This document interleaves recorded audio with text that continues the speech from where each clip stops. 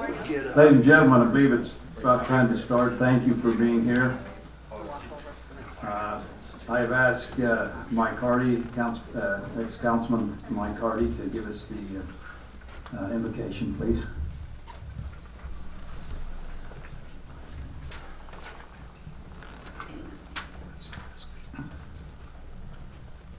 Our dear kind Heavenly Father, we approach thee at this time, grateful for the opportunity we have of meeting in an assembly of city leaders and the populace of Payson City. We're grateful for our form of government, and we're grateful for the opportunity we have of discussing the issues that face Payson City and face our nation as well. We're grateful, Father, for all the many blessings we have. We ask thy Spirit to guide and direct those who are responsible and provide leadership to the city, our city council, our mayor, the city staff, that they may be able to be led and inspired as thou would see fit. Father, we're grateful for the blessings we have living here in this state at this time in the city. We're thankful for all these many blessings we do. Pass this name of our Savior Jesus Christ. Amen. Thank you, Mike. I gave you all 1 minute notification. Chief Spencer will lead us in the pledge. Well, audience, please rise. We need to pledge allegiance after we. I pledge allegiance to the flag of the United States of America and to the republic for which it stands, one nation under God, indivisible, with liberty and justice for all. Thanks, Chief. Gave you the same notification, just 30 seconds or less. Okay, we'll go on to B, the consent agenda. Approval of the January 2nd, 2019 City Council meeting. I'll entertain a motion. I'll make a motion that we approve the consent agenda. Second. Okay, it's been moved and seconded. All in favor? Aye. Motion passes. We'll go on to C, petitions. It's a public forum. Anyone can speak on items that are not on the agenda. Please be judicious with your time, 3 minutes less if you can. And we'll call upon anyone in the that's here to come up and talk.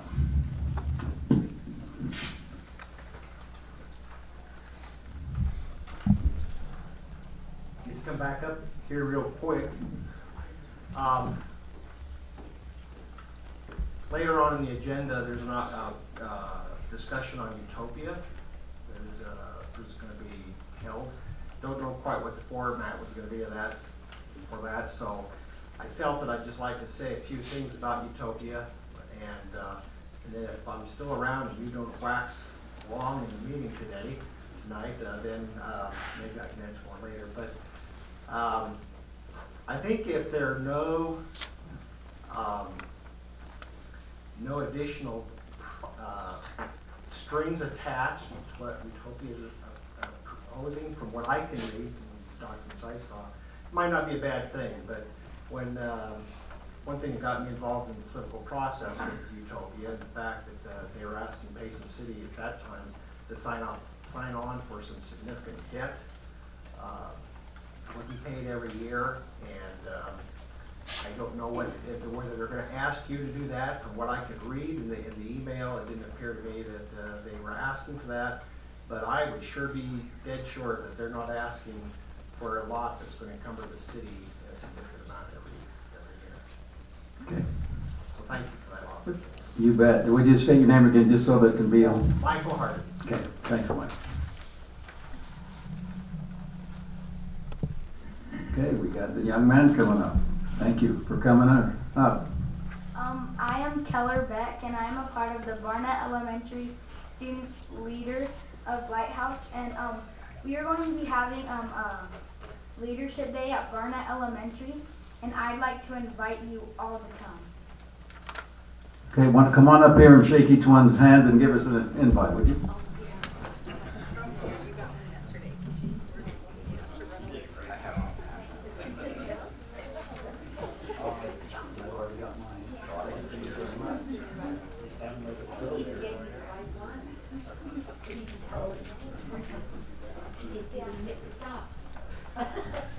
Thank you very much for coming.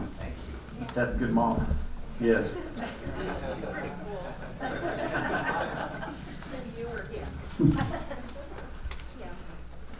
Is there anyone else who would like to take advantage of the time? Okay, seeing no takers, we'll go ahead and move on to staff reports and council reports. Any staff would like to come up and share with us your thoughts?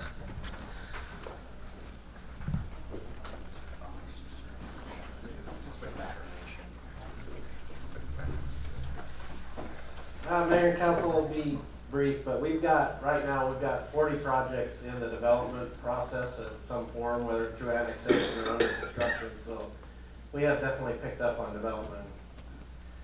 In case you hadn't heard, we did the bid opening for the water projects for the PI lines, and that came in about 1.75 million, roughly around there. So with rehabbing the well and everything, it'll be around 2 million to do those two projects, which was considerably less than the engineer's estimate, so that should be really good. We're obviously in the process still of designing the sewer rehab for where we have the sewer collapse, so we're hoping to put that out to bid next month and then hopefully start construction on that too this spring. So we don't have a cost yet on that obviously, but we'll see how that goes. When does that PI project start? As soon as the weather permits, hopefully next month, so we'll get all their get all their information that we need for insurance and everything, and then we'll have a pre-construction meeting, and they should be starting as long as we don't turn back into a bad winter. So were there quite a few bids and they were all pretty good, so We can had, see it change we a had little 6 bit? bids, there was about 1.1 million between the low and the high bid, so we had a lot higher range than we thought we would, but even the high bid was still a little bit under what our engineers estimated, so that was good. Always good when that happens, isn't it? Yes, it's better to be lower than high. Obviously, we're working on some of the projects you guys have brought up. We're going to try to design some of the curb and gutter projects with that the deferral agreements have. I know David, our city surveyor, is working on the 4-block area of downtown, which is a huge project. That's definitely not a quick thing. He's trying to work through that. So I guess basically what I'm saying is be patient with us if you have projects you want us to do, because we're going to plan. So we have everyone running around trying to keep it. Let us know if you have something, but it definitely will take us a little bit of time to do that. That's actually a good problem to have, to be busy. We're Really is. definitely not wondering what we're doing. Okay. Thank you, Travis.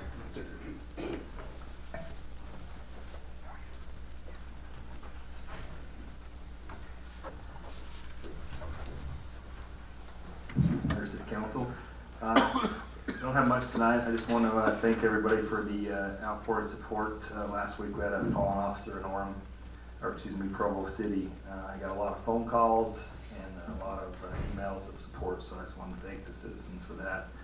I also want to welcome our newest officer, Joseph St. Peter, who's in doing a report real quick, so he'll be walking in here in just a minute. Got him busy he had a burglary today, and it's a big report, so he's been under the guidance of Sergeant Sandoval. She's been, making him get on top of it, so. I think that's all I have tonight, unless you have any questions. All right, thank you. Thank you, Chief.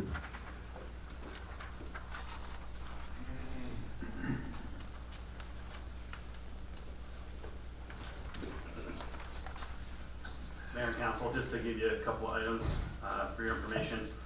So for this last year, it was pretty busy for us.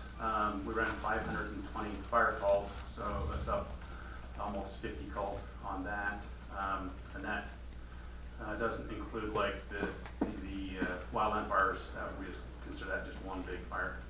Our medical calls, 1,912, so that's up over 100 calls there, so it's getting busier and busier. Just like the other night, we had medical calls going on here and there, so we got all 3 of our ambulances out and had them over helping us, and so it stays busy.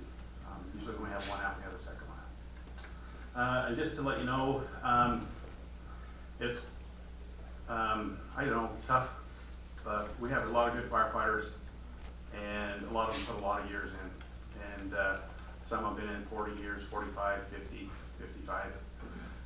Chief McCoy gave his resignation today, retirement, so he's been in over 55 years of active firefighting. The last years being back more in the command status, but anyway, we'll get some things together and recognize him and bring him to the council now, but that's quite an achievement, 55 years, so, thank you. Thanks, Chief.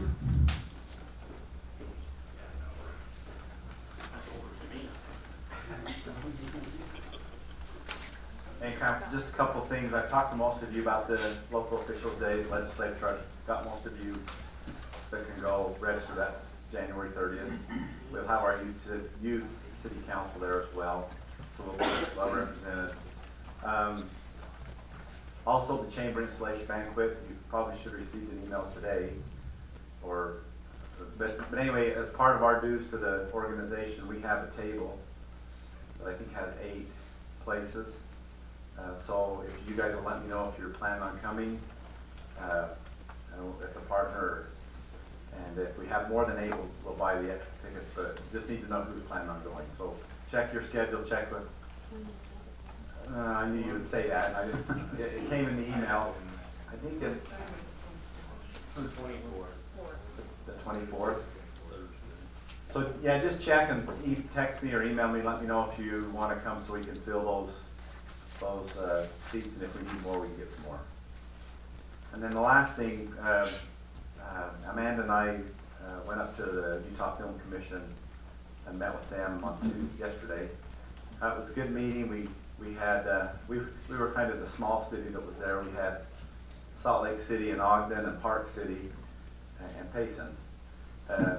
It was a meeting for all the site locators that come to the different cities. But it was good. We talked about some challenges, and probably the best thing that happened is afterwards Salt Lake City came up to me and said, hey, we're going to try to get together with the different cities that have filming in their city, and we can just kind of make sure we're all on the same page. And so that part, the networking was good, but we were able to talk and address some issues. So we're working with the Downtown Alliance as well to try to get some guidelines in place so that we just don't have so that when somebody wants to come in and film, we have the guidelines and we just move forward without having to have issues. So anyway. That sounds like a t-shirt. I used to do like Paris, London, Moab, and Salt Lake City, Park City, Payson. I know. It was good though. Thanks, Dave. I just have a quick one. Mountain Land Association of Governments is partnering with the National Park Service to develop a regional trails plan from Springville to Payson. They're having a kickoff meeting tomorrow night, so if anybody's interested in that, it is open to city officials, city staff, it's open to the public. They actually did a similar project with North County last year and developed that plan, and it's a trails plan for the interface area, so the areas between the cities and National Forest, BLM land, so those are the areas that we're looking at. But there is a kickoff meeting tomorrow if anybody's interested. We do have some staff members that are going, so if you can't attend, we can give you an update on it. But it's 5 o'clock at the Mountain Land Association of Governments office in Orem at 5 o'clock. So for anybody that's interested in the trail system, you're more than welcome to go. It's a kickoff meeting. There'll be more meetings that will be scheduled after that time, but they want to get all of the trail users and they want to get a lot of input. They want to get potential committee members, to serve on the committee throughout this entire process. But we're excited to see that happen. I know when they first applied for that funding last time, and then they narrowed it down to only be North County. South County was a little disappointed, but we're glad to see that they're moving on to phase 2 with our area. And so we definitely want to make sure that our ideas and suggestions are included in that discussion and hopefully as part of the plan. Thank you, Jill.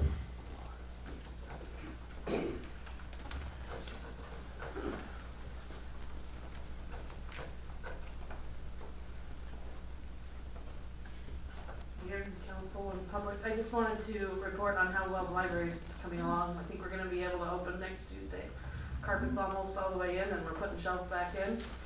And also, an interesting factoid I discovered a little bit ago was that this year is 100-year anniversary of the library being incorporated.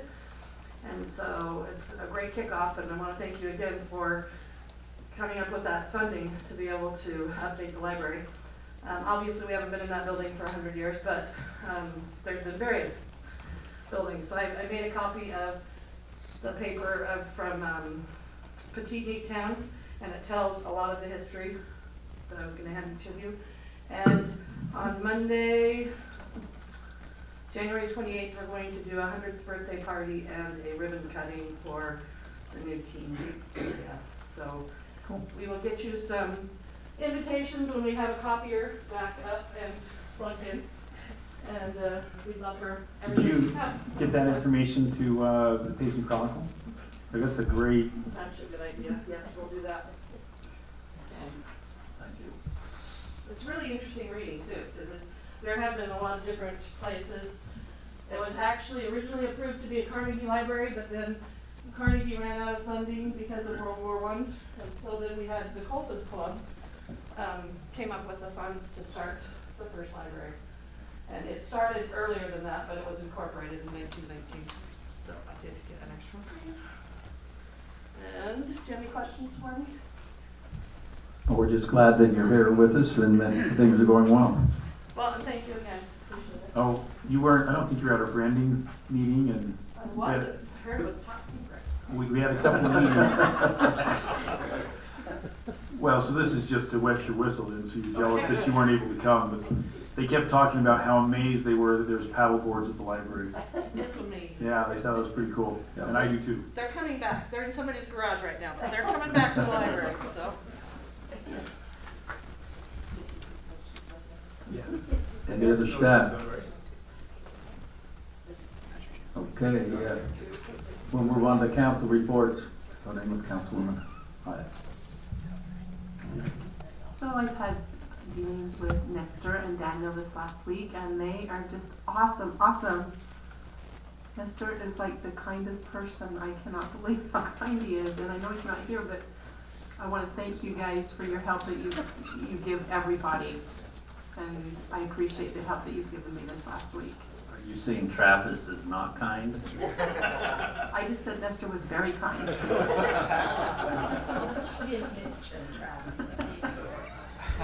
I didn't talk to Travis. I know. Travis, I think you're kind. Thanks, Doug. Thanks, Doug. Oh, okay, well, I guess the rest of you are kind too. I'm just. Yeah, I don't have a lot to talk about. I did call, on a side note, to Council Senator Henderson, and she said she would meet with us at the Locals Day. We set to coordinate with her. And then kind of another thing of interest, kind of Payson but not Payson, but our Payson Youth Mayor Rebecca Knapp and some friends have organized a roundtable with reps event at the school tomorrow from 3 to 4, and it has been put together really well. Mark Roberts will be there, Mike McKell will be there, Senator Henderson will be there, and it was all done by our student leadership, or our youth leadership, not in school right now, I guess. And so that was really impressive. And then also to have this young man, Keller Beck, come in and present. I mean, that was a very impressive presentation, just very short, but for a kid his age, that was really impressive. So we've got some youth doing some really neat things in our community. That's all I have. That was at 3 o'clock tomorrow at the high school. 3 o'clock tomorrow at the high school. It's geared for students, to get the students involved with their representatives, but it's open to anybody. So if you want to go, 3 to 4 tomorrow o'clock, they'll be answering questions. Councilman McCoy.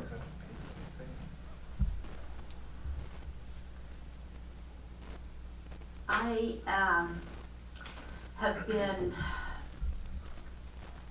had a lot of calls this last week with people that are concerned about yards and lots in Payson that need cleaning up and taken care of. I know that it's important to me to have, this is my hometown, and I want it to be pretty. I want everybody to like this town, anybody that comes and visits. And I really think we need to put a foot forward into getting people excited about developing something that we can reach out to the citizens of Payson to have them improve their yards, clean up, do something to make Payson look better. I know we used to have a beautification committee, and maybe it's time to do that again. So that's something for us to think about. Thank you. Thanks, Linda. I nominate Linda as chairman of the beautification committee. I'll second that motion. Actually, I think it's a great idea, and it kind of segues into a couple of things I was gonna say. We had a couple of really great meetings this last week. One was talked about social media and how to get the word out to the citizens of Payson to have them become more involved, and I think this goes along exactly what you're saying. It was a very good meeting, and we have some great things we're moving forward on. And also, we had the meeting mentioned a little bit about branding, how we're gonna brand Payson, how we're gonna move forward branding ourselves and who we want to be. So those are two really good meetings. The other thing is, I just have a quick thing from Central Bank. We do an economic development, or economic summit breakfast, and it's on Wednesday, February 5th, and I'd just like to, 6th, I'd just like to invite the mayor and the council to that, so I'll just pass these out. You just do have to RSVP, and the speaker that comes is Natalie Goochner. She works for the University of Utah. She's also the chief economist for the Salt Lake Chamber, and she also works with the Kim Gardner Institute. So anyway, just invite you to come to that. Well, on the same note of cleaning things up, I had an opportunity to meet with Nebo School District and some staff to go over and look at some of our trails that go nowhere in hopes of getting them somewhere. And kudos to Nebo School District. They were more than happy and willing to help us to bridge that gap between the street and into that trail. So hopefully we'll be able to make that work. Give us a reason to clean it up and get rid of the garbage and make it somewhere where we all want to be and to enjoy it as we prepare to put some houses in that same area over there. Otherwise, I don't have much or anything. So thanks for all that the staff does to keep things rolling around here. It makes our job easy. So. Okay, thank you. We'll move on to, I don't see any scouts here in the audience. If there are any, please let us know. So if not, then we'll go ahead and move on to the oath of office for Officer Joseph St. Peter. Guess you're up, Judge, and St. Joseph. Okay, St. Peter. Oh well, got them mixed up. I've been thinking about this all morning. How many places do you know where you could be cited by St. Peter? And not go away with a smile on your face for having this. You do your job, mine will be way easy. Stand right there. Did you report that? Good. Raise your right hand and repeat after me, officer. I, Joseph St. Peter. I, Joseph St. Peter, Do solemnly swear or affirm do solemnly swear or affirm that I will support, obey, and defend that I will support, obey, and defend the Constitution of the United States of America the Constitution of the United States of America and the Constitution of the State of Utah, and the Constitution of the State of Utah, and that I will discharge the duties of my office and I will discharge the duties of my office with fidelity. with fidelity. Congratulations.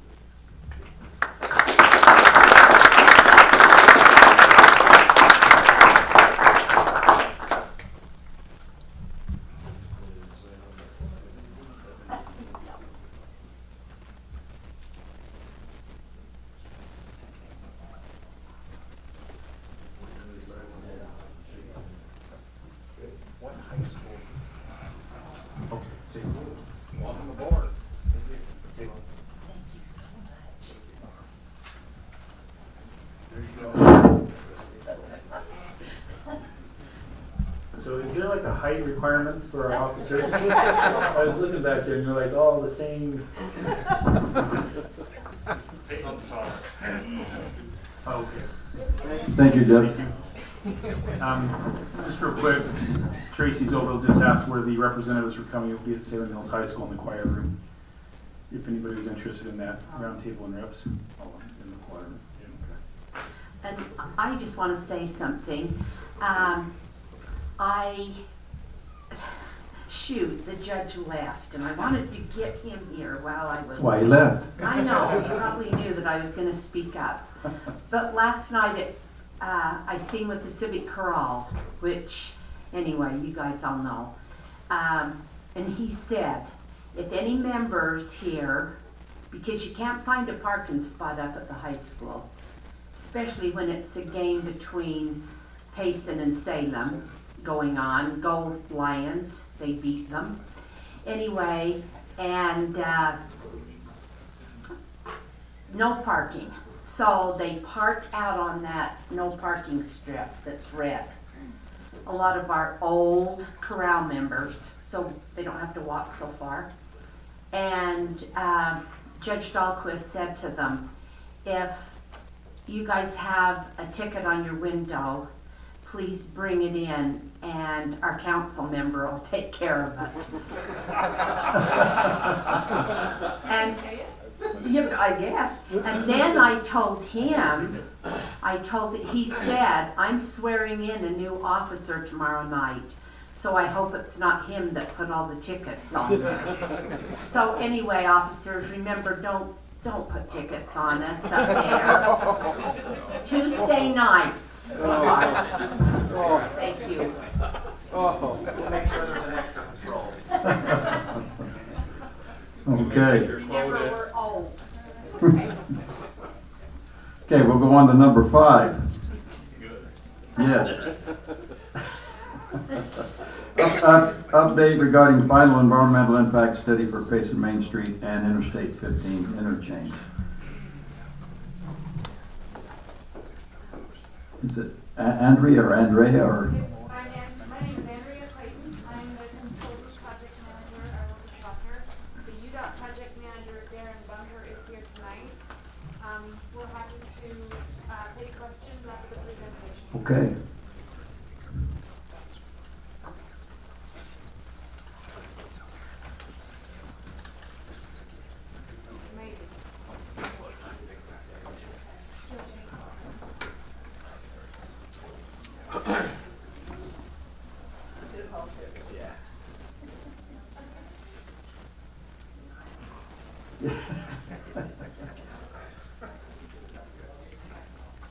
So I know this was a long time coming, and everybody is hoping that it will wrap up quickly.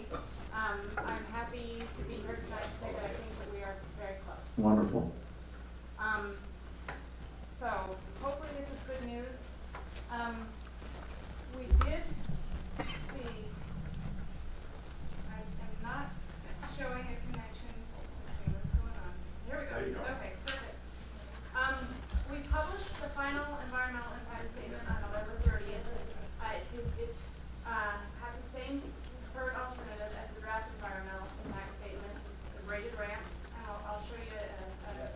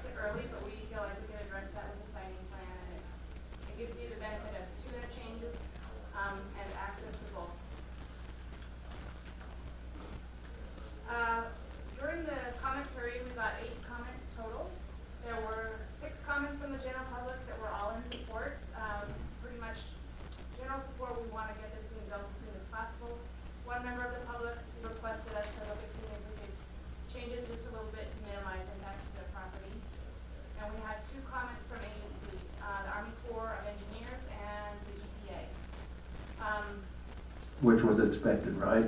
This was expected. There were absolutely no surprises and no showstoppers here. So,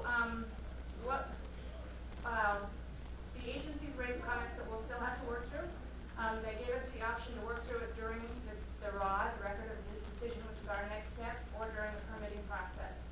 UDOT's going to answer as much as we can during the ROD, but we'll work out most of the issues during the permitting process. So again, it was nothing too unexpected. So the next step, what do we do from here, is we'll consider and respond to those comments. That's what we're in the process of doing right now. The responses to the substantive comments will be addressed in the record of decision. So the record of decision is a document that will be a public document. It will be made available and put on UDOT's website. It will include responses to the agency comments in some level of detail. We're anticipating that record of decision will be issued in the spring of 2019. And basically what it will include is just an overview of what the purpose and need is, the problems we're trying to fix, the alternatives that were evaluated and considered and eliminated, the identification of the preferred alternative, which is the one we just looked at, the comments on the final environmental impact statement, as well as responses to those comments, impacts and measures to minimize impacts and mitigation for those impacts, and a decision which will allow UDOT to move forward and federal funding to be made available for this project. There's currently no funding available yet, but once this decision is made, that opens up the doors to move forward into the next steps and look for funding. So we think on the timeline we see on the bottom of the slide we see a timeline. The ROD will be issued in spring of 2019, and the next steps would be final design, and then right-of-way acquisition, followed by construction, and then just ongoing maintenance. So again, the timing of the next steps will be, they're not known yet, but they'll be established once funding is identified. I know that UDOT leadership is discussing ways to move this project onto the skip in the unfunded phase, which basically says this project needs to get funding. And we're glad to help in any which way we can to facilitate funding as well. And we're kind of moving that way right now to help facilitate that. Basically, that's all that I've got to report, other than we're still around for contact, for questions. Payson EIS@utah.gov is an email that will get to us and we'll respond to those. Phone call 801-859-3770 is also available. We'll respond back to those. And there's still a lot of detailed information on the website. It's udot.utah.gov/Payson EIS. And just as kind of a reminder, if there's anybody who wants to see what's going on in the preferred alternative in detail, they can go to that website, and there's a story map that we have available where you can kind of zoom in and zoom out of what this preferred alternative will look like. So lots of information available to you, and we're around if you've got questions, we're happy to help. Do you have any questions that you want to ask either Darren or me right now? I have a quick question. So as far as, once this is the final approval, you don't do any further design work until you get this funded, right? That's correct. The next phase, final design, will require additional funding. So we have a yield sign at the end of the rod. Hopefully this is a short one. Yes. There are some activities that we can still do, and that would include addressing any hardship issues that we identify where property owners might be affected and they claim a hardship case. We can still continue to work on those between now and whenever the project is funded. Such as the citizen that contacted you wanting to know if it be tweaked a little bit because of how it affected their land, is that right? Only if they claim a hardship. Okay. If it's just a design issue, we'll take care of that in the design process. But if we're cutting like through the middle of somebody's property and they're trying to develop it or sell it or whatever, and they're unable to do that because of the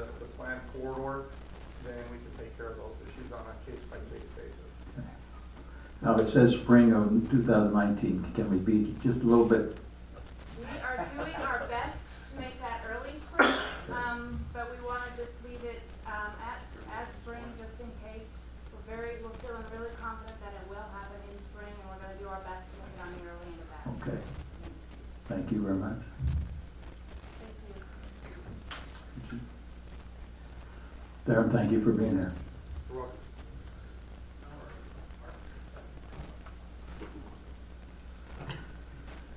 Okay, we'll go on to D, action items. Resolution appointments to the Economic Development Board, and your update.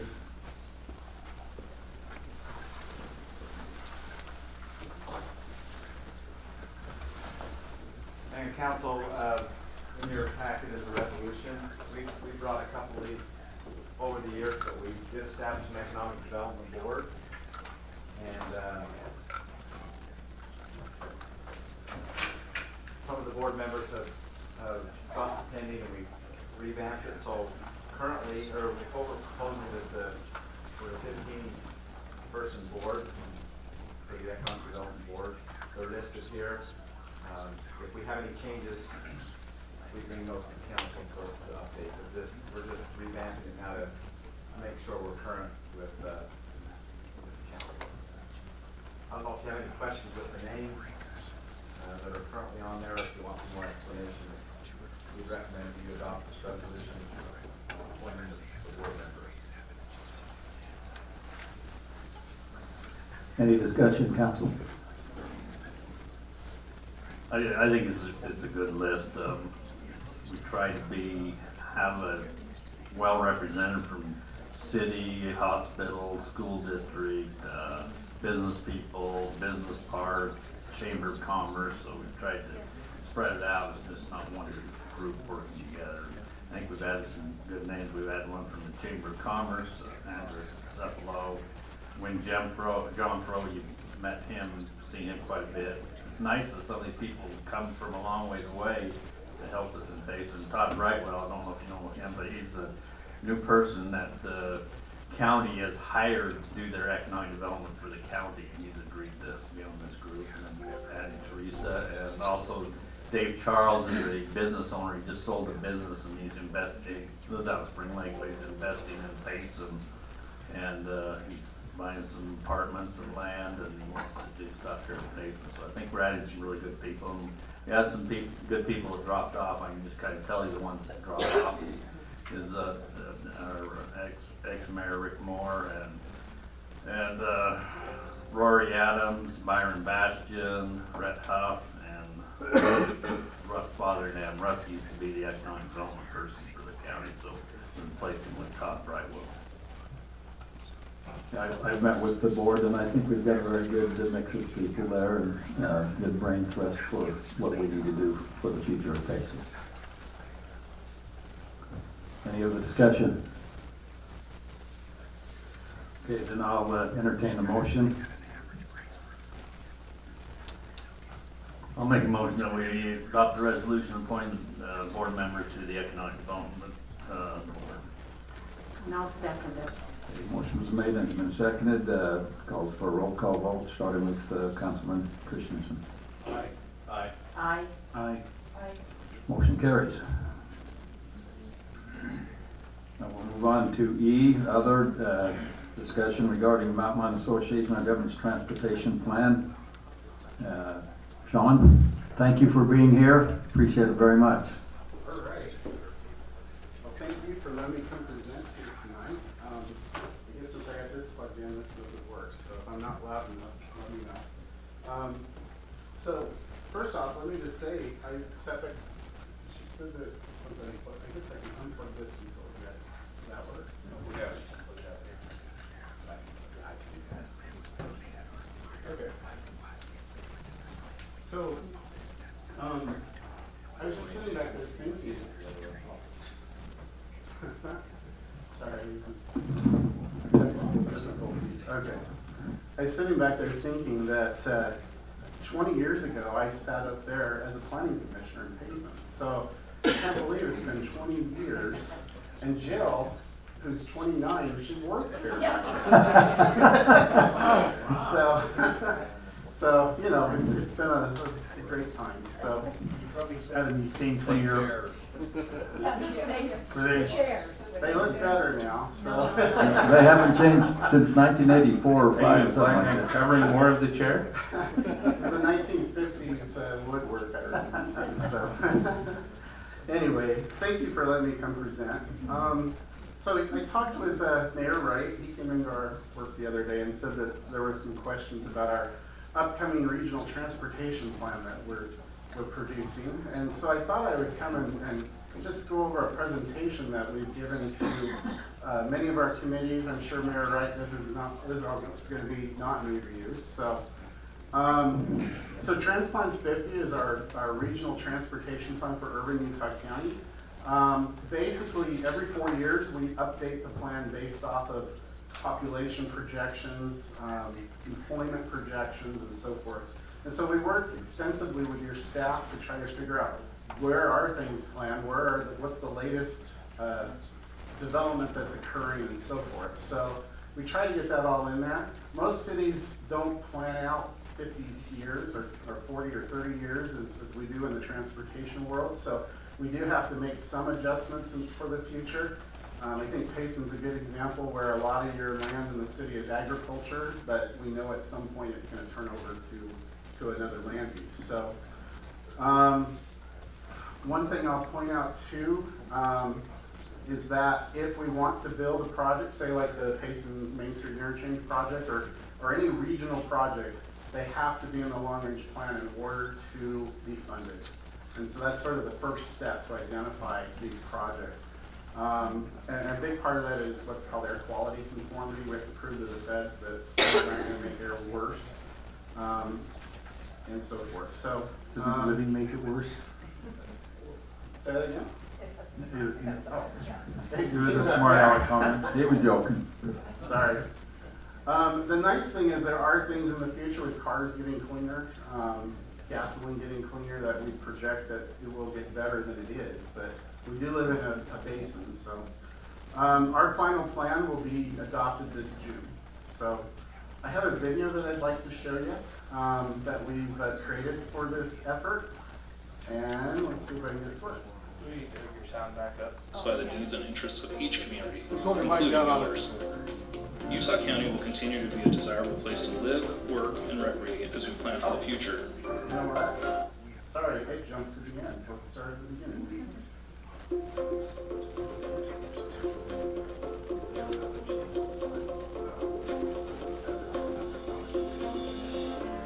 Utah County is a desirable place to live, work, and recreate. Communities are strong. Good jobs are abundant. The economy is growing. Cost of living remains comparably low. With boundless opportunities for entertainment and recreation, Utah County is a great place to be. With so much to offer, residents want to stay and raise families, and others are joining them. By 2035, the population of Utah County will nearly double to 1 million people. That is as large as Salt Lake County is today. By 2065, Utah County's population is projected to become as large as Salt Lake County at 1.6 million residents, surpassing Seattle's, San Diego's, and Philadelphia's current populations. With this growth comes new neighbors, new businesses, and new challenges. Rapid growth presents challenges in our communities. An example region might look like this one, with various communities including large established cities, smaller towns, and rural areas with minimal population density. Rapid population growth can stress transportation systems as cities grow, residential towns sprawl out, and the rural areas develop. Choke points in the system intensify and develop in new areas. People aren't able to effectively get from point A to point B.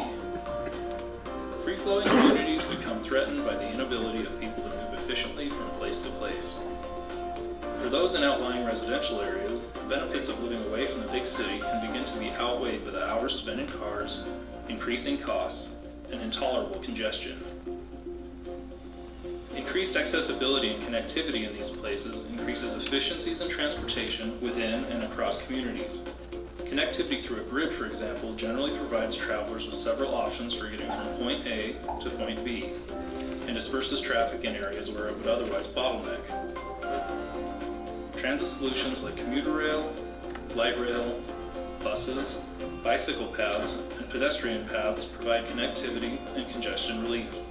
The communities of Utah County are facing similar transportation challenges. These challenges are intensified by geographic constraints like mountains, lakes, and rivers. Currently, there are critical choke points at the point of the mountain, east and west through Lehigh into Cedar Valley, Linden, and between Provo and Springville. Over time, traffic has increased in a dramatic fashion and is expected to more than double by 2050, even with currently planned projects. Consider what that means, doubling the amount of traffic at the point of the mountain in Lehigh and between Provo and Springville. Delays on the roads are expected to increase 13-fold. If you're experiencing 4 or 5 minute delays today at current choke points, you could be experiencing over an hour of delay in the coming years, unless we do something now. These impacts can be reduced by coordinated transportation planning efforts by local, state, and federal leaders, economic and business developers, and the public. As we solve these problems together, we should consider ways to build a more viable transportation grid that connects communities and provides more access. We should implement more transportation options, including transit and trails. Mountain Land Association of Governments, along with UDOT and UTA, facilitate and coordinate the regional transportation planning effort. When we work together in developing a regional transportation plan, we are more likely to satisfy the needs and interests of each community, including yours. Utah County will continue to be a desirable place to live, work, and recreate as we plan for the future.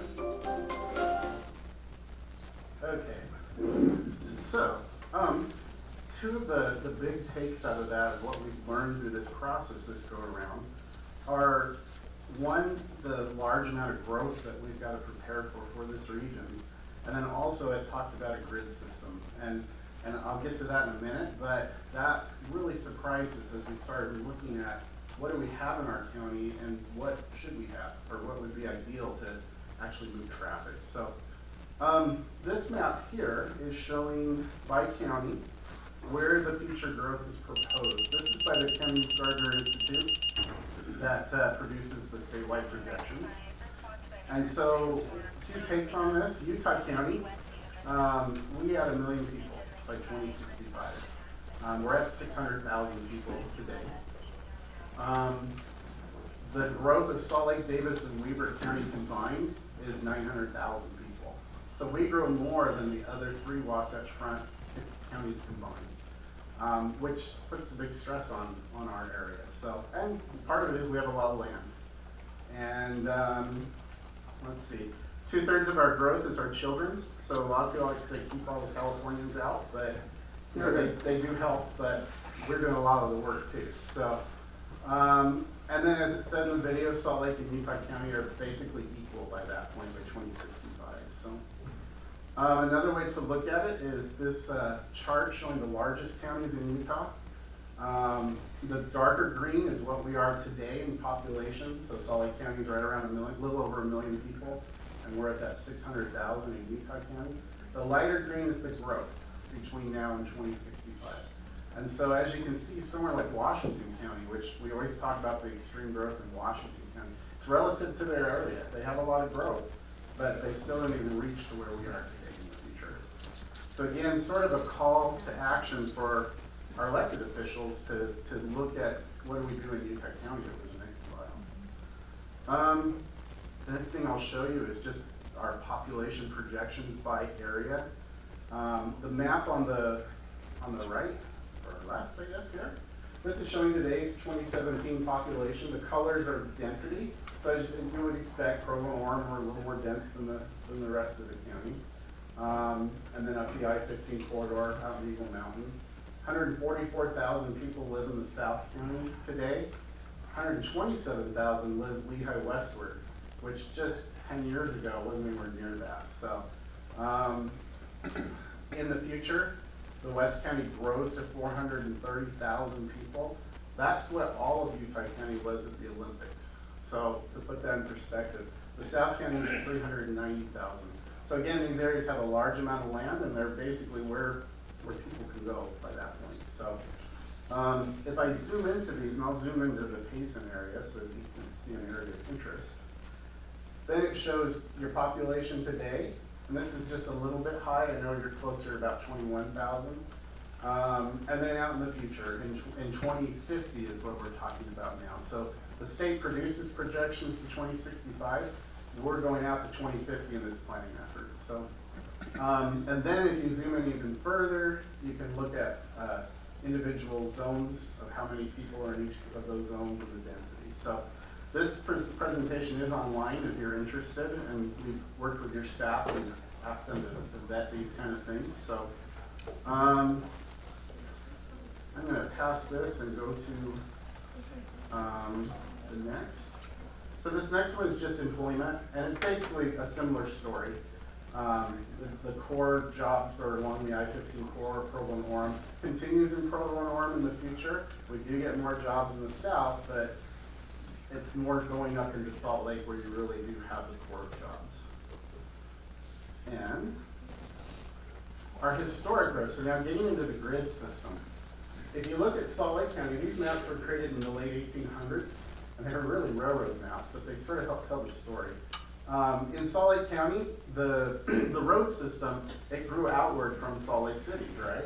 And as the 7th Easts of the world and the 20th East and so forth, as they grew, they continued out of the downtown core. Part of that was Salt Lake City was really the city, and then the county played a major role in urbanization in Salt Lake County.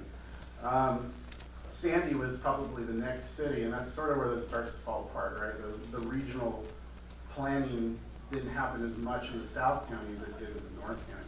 In Utah County, we grew out of small town centers, so to speak, and as we grew, not a lot of effort or thought was put into how do we connect with our other communities.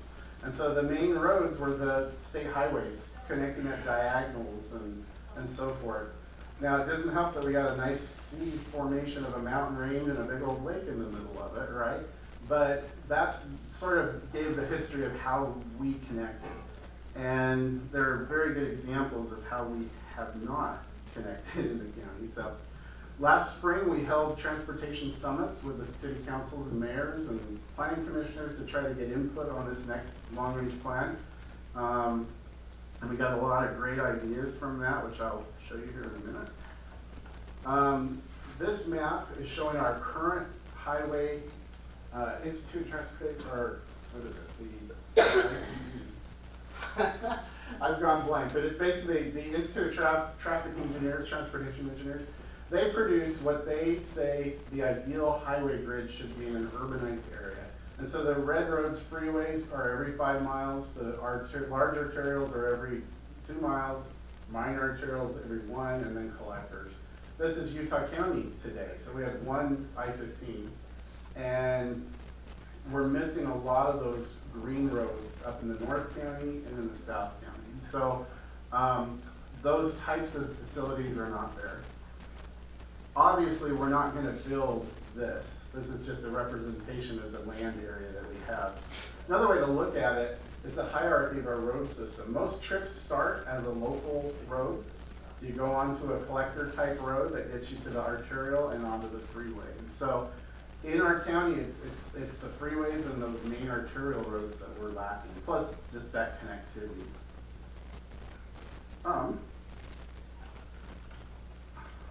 So this map is showing congestion in 2050. If we implement our last long-range transportation plan, which is the one we did 4 years ago, and we grow 10 more years after 2050, this is what congestion looks like. And so the red is bad, meaning it takes a long time to get anywhere. And you'll notice here in the Springville-Provo area, it's the worst in the whole county. No matter what we do, that choke point through Springville just bogs everything down. And so what we asked ourselves is, well, okay, instead of doing what we normally do, we add 10 more years of growth, and so then we try to propose some big project to fix it. We went back and said, do we have enough of our smaller and middle-sized roads connecting between the communities? And the answer was no. And so that is one of the big outcomes, and I'll show you that in a minute. This basically is 11 times more delay than today if we don't do anything about our grid in the future. That's 5 times more delay than Salt Lake County is today, just to put that in perspective, and we're aiming for 2 times more delay. Another way to look at it is travel time in 2050 if we don't try to connect our grid. From Payson to Provo, it goes from 18 minutes today to an hour, just over an hour to get there. Eagle Mountain, 39 minutes to an hour and 16 minutes to get to Provo. And then Lehigh to Salt Lake, it's 41 to just over an hour. This one looks better only because Salt Lake has so many more options to get around. And they're planning projects too. Okay, so here's that ideal grid system that we basically came up with. We're not showing the freeways are in white, and we left those off just to model. We'll take what we have in the current plan, and we'll make these connections of these grids. And so as I zoom into Payson, to show what your area is, again, the green roads are the main roads, and the minor arterials are they can be 2 or 4 lane roads, but those are the orange roads, and then the gray roads are all the collectors. By connecting this grid throughout the county, that 11 times delay drops to 7. So just doing that and not building any more large facilities makes a huge difference in how we get around. Now you'll notice I zoomed in to where you can see all the yellow highlighted roads. What that represents is these roads aren't built yet, and that these are things that, one, we'd like to work with your city to get into your transportation plan, and then 2, we want to work to try to secure funding to fund these. In talking with UDOT and our state representatives and so forth, we have funding for the big projects, for the state road projects. We have, and obviously your Main Street isn't funded yet, so we don't have enough, but there's priorities of how to fund those. But there's a lot of money to fund the state road projects right now, more than in our state's history. And we have the B&C road funds that go to the cities, which you primarily use for maintenance, and it's not enough, right? But a lot of these roads that are off the state system that are regional roads, there is no funding dedicated to those type of facilities. And so that's what we're trying to raise awareness with our leaders, that we've got to come up with a way to fund some of these things. And I know with UDOT and our legislative groups that this trying to create a grid in Utah County has really resonated. Now, one thing I will point out is this is just an example of what we could do to try to get that proper spacing. It's not what has to happen. And we know some of these roads will never happen. But working with you and your planning commission, is there a way to make some of these happen? And if they have to go at a diagonal or go around something, that's fine, as long as we can try to get that patchwork of connectivity, which then makes it so you don't have everybody going to one main road. They can use other roads to get around, which basically creates less traffic in the end. So, and I told you that quote of 7 times delay versus 11. And then this one is just a map showing, after we did that, we modeled a freeway system. Now, this is the ultimate trying to, again, use that grid system that the ITE suggested. This in 2050, a lot of this down here doesn't really model yet very well. The Goshen Valley still isn't showing a lot of growth, I guess, in these scenarios. This crossing over the lake really doesn't get used much in 2050. So I'll show you in a minute what we're proposing. And then the other thing is we show I-15 through here, and then we also show this, what we'll call the parallel facility. It's probably going to be one or the other, or a mixture of the two. And I'll talk more about that next. I know that's the project you guys were asking about. But again, with those choke points in Springville and up in the Linden area and so forth, we get to the point to where I-15 just can't handle everything. By building this system, we drop down to 3 times delay. And again, some of these don't get used, so even though it says 3 times, we can take this one off and this one off and this one off, and it'd still be that. Now, one of the questions I get a lot is, why don't you build a road west of Utah Lake to take all the trucks off of I-15? To put that in perspective, San Quentin today has about 30,000 trips a day on I-15. In the Orem area, the north end of Orem, it's 215,000 trips a day. So even if we took all 30,000 of those off, it's not going to do much. We create our own traffic, basically, in Utah County. the fact that this goes way out of the way to get up around also is sort of a detriment. But if we had more growth out here, then these roads would work. So, and we continue to model them as we get new cities and so forth to see if they will work. But by 2050, they're not working. All right. Now to what, I'm going to skip these. This is just modeling to show how we choose projects to go into the long-range plan. And if you were all loving the technical stuff, I could go into great detail. But I think if we just get to the actual, what did we come up with, that might be good. I apologize, it's a little slow. Must mean we do a lot of good work.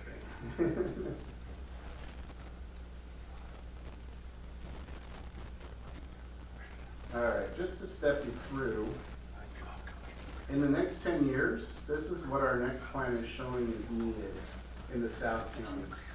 And I can click on each one of these and it'll tell you what they are, but I'll just show you. So here's the Payson Main Street interchange, both of that and the Nebo. This is Benjamin interchange. This is a new interchange at Spanish Fork Center Street. The US 6 interchange, just some modifications to that design they have now. This is 1600 South Springville, a new interchange to connect toward the Mapleton area.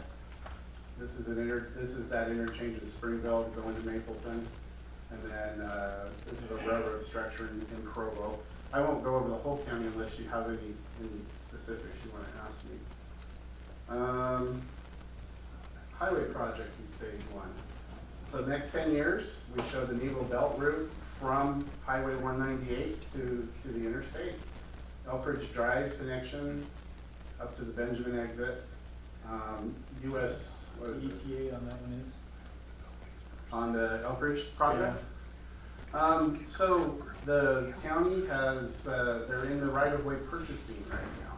So they have to do a lot of surcharge work on that project, meaning they put a lot of dirt on the ground to flatten down the wetlands, because there are some wetlands they have to go through.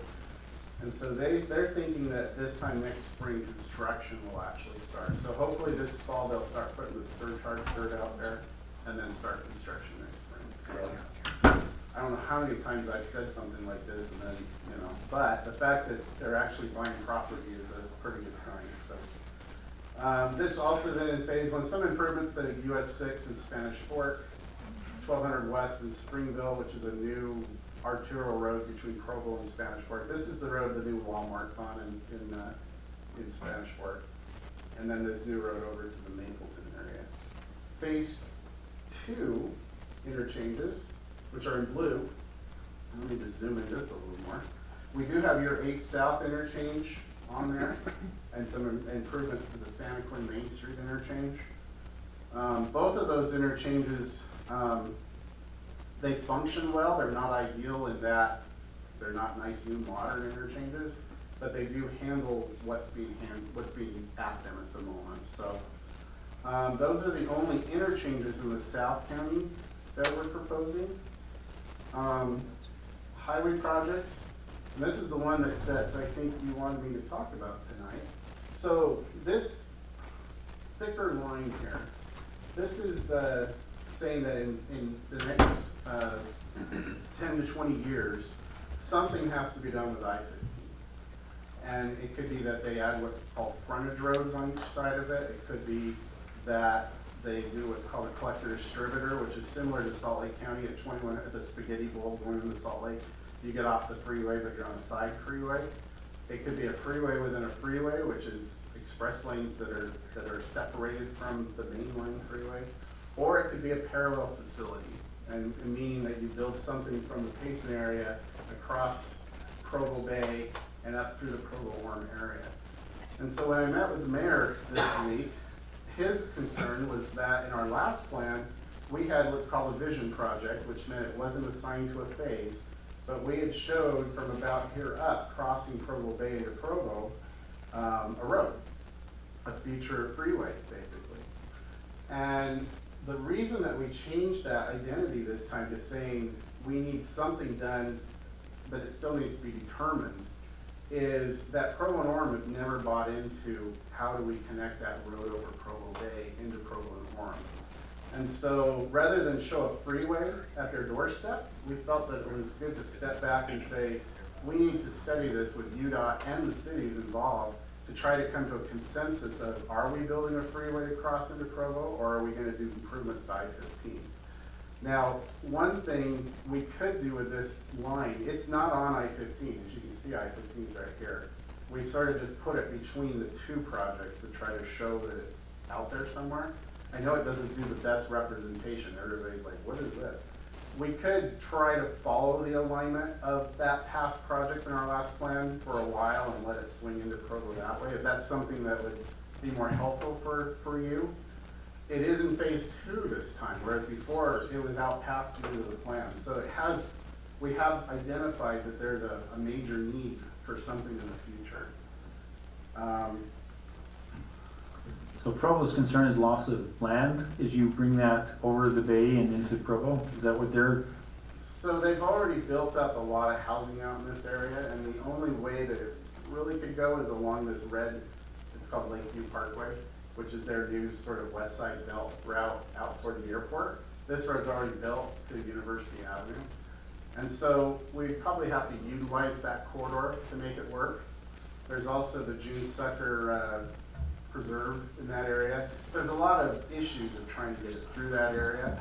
And then when you get into Orem and Vineyard, Vineyard is not closing a road through their city. They would probably have to follow Geneva Road, and which it could. And there's not a lot of impacts on Geneva Road. There's a railroad on one side and an old, junkyard and so forth on the other. So it could do that. When we model it, it carries 100,000 trips a day. I mean, it does well. But could it be we cross Provo Bay and then somehow morph into I-15 and then have improvements on the sides of I-15 in the central county to avoid Geneva Road? Those all have to be studied. And it's to have the two largest cities of the county being impacted so largely, they've got to be at the table to come up with the solutions. So that's why we're showing it this way. But again, if you want us to move this so it's closer to that original alignment, we would be fine with doing that. If that would help out with your planning process. Yeah, I got a couple of comments on that because the last plan 4 years ago had it there. The original plans as we're going through this whole process had it there until just recently, then it got changed recently. And we've been doing our master plan, general plan and stuff like that off of what's been out there, and then all of a sudden it starts changing. Once people start changing things, then it's easier to keep changing. So I'd like, while we're in the process and nothing's really been done farther up, is leave that road where it was so we can continue planning and not have it keep all of a sudden start shifting around. It's hard to plan. Okay. That would make us feel better, I'm sure. And we can easily do that.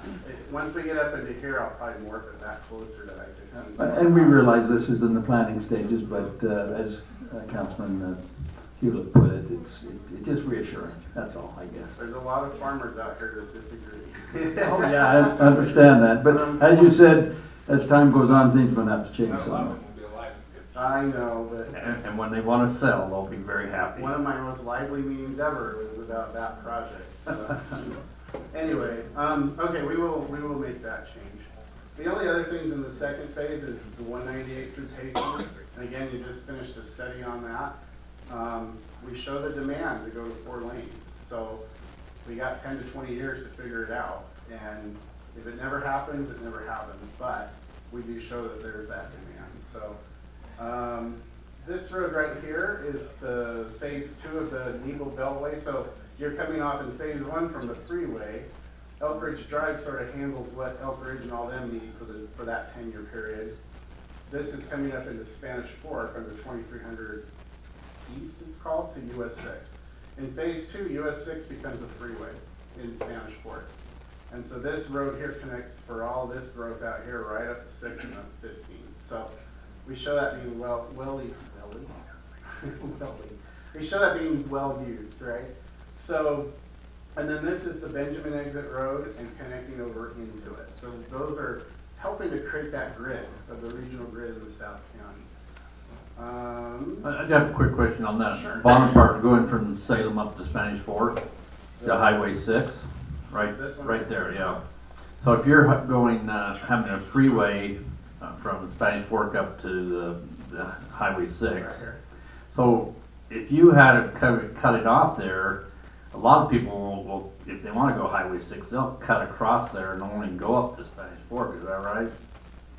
Are you talking about on Main Street or? No, just if they're gonna go up to, if they wanna go to Helper and all that, they're gonna, Alright. yeah, they're gonna, if they're in the south end, they aren't gonna go clear up to Spanish Fork on the interstate, they're gonna Right. go across. They're gonna use this new road. Right, right. Mhm. Now, interestingly, with the city plans, the densities in these areas are lower, meaning Salem, they do have some high density, but for the most part, they do 30-acre lots and that kind of thing. Mapleton has got very low densities in the future, just based off of their planning preferences and so forth. And so, when we first envisioned this Nebo Belt Route Road, we thought, plan big, right? By 2050, at least down through this area, and that's why it's not showing in the second phase of our plan, it's still just a 2 to 4 lane road. It's not a huge road. It helps people get to the bigger roads as they go north, type of thing. Okay, and let me just show you phase 3. So phase 3 of the green lines, we do show a bridge over Utah Lake at that time. That thing's carrying freeway volumes. Now, will it ever be built? Half the people you talk to say, yeah, let's build it. The other half say, no, it ain't gonna be built. So we show it works, and that will help continue the discussion. This is the first time it's ever been in a funded phase of our plan. So down south, the continuation of that Nebo Belt Loop road here and here. This part's not shown because we show the road that's there now works, other than it'd be nice to have shoulders and turn lanes and that kind of thing on it. Our plan only shows widening though, so that's why it's not shown. And then we show I-15 widening down into the Santa Quin area. I think that's it for phase 3. Oh, we do show the interchange at 123rd? 4th? Sorry. Have to go through that. 124th, and then a road out towards the Genoa area. So that's phase 3, and then the last is vision. And all vision says is these are ideas that we've thought of, they just don't model by 2050. So, and I apologize, they're hard to see on here, but it's basically this road here and the road out to Cedar Valley. That's highways. Let me quickly show you transit, and I'll be done. Unless it's not doing well here. Okay, so this is our current transit network. As you can see, the blue line is commuter rail down to Provo. The purple line is the new bus rapid transit, the UBX in Provo Orem. Amazingly, that thing is carrying 9,000 people a day now, which is about on par where they thought it would. There were a lot of naysayers, but it's getting well used. It is free right now. That helps, right? And the BYU students and the UB students get free bus fare, so that's a big part of it. Which each school pays about $1 million a year for, right? Is I that think about that what said it is? BYU signed, I think it was 10 million, yeah, I think that's about right. I think, tells you where the money is. The orange lines are the bus routes in the county. Now, our bus system, we have pretty limited coverage in the south and the north. It's all mostly in Provo and Orem. And other than State Street, we have 30 or an hour service, minute service. State Street's 15-minute service. They just added that a few years ago, and it doubled their ridership. So it does tell you, if you make it convenient and put it in the right place, it can get used. What we did then is we have a transportation model, takes all the growth that's considered, and we said, where is there demand for different types of service? So the black line is rail, and this is the commuter rail line, and we show that it works all the way down into the Payson area. So by 2050, we show it works, and that's good. Okay. Now I'll tell you, it works by 2030. So